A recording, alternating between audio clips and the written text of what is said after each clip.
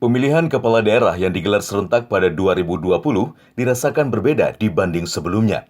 Kondisi pandemi COVID-19 yang melanda negeri ini membuat pelaksanaan terbatas dan harus mengikuti protokol kesehatan seperti masker, cuci tangan, dan harus jaga jarak, termasuk saat hari pencoblosan 9 Desember.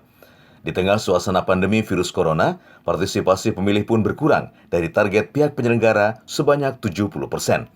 Kondisi itu dirasakan anggota DPR RI dari Partai Golongan Karya Daerah Pemilihan Kalimantan Selatan, Hasnur Yadi Sulaiman.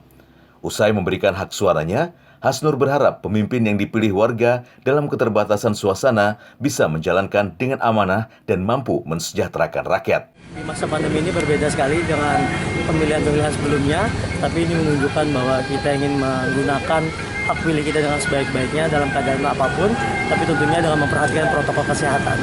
Dan mudah-mudahan kita semuanya bisa memilih yang terbaik, yang amanah, yang jujur, yang bisa melaksanakan program-program untuk kesejahteraan masyarakat, baik kabupaten kota maupun provinsi Kalimantan Selatan. Sebagai badan pemenangan pemilu, Hasnur mendapat tugas untuk mensukseskan pelaksanaan pemilihan kepala daerah, terlebih dalam memenangkan kader partai berlambang pohon beringin sebagai wali kota, bupati, dan gubernur.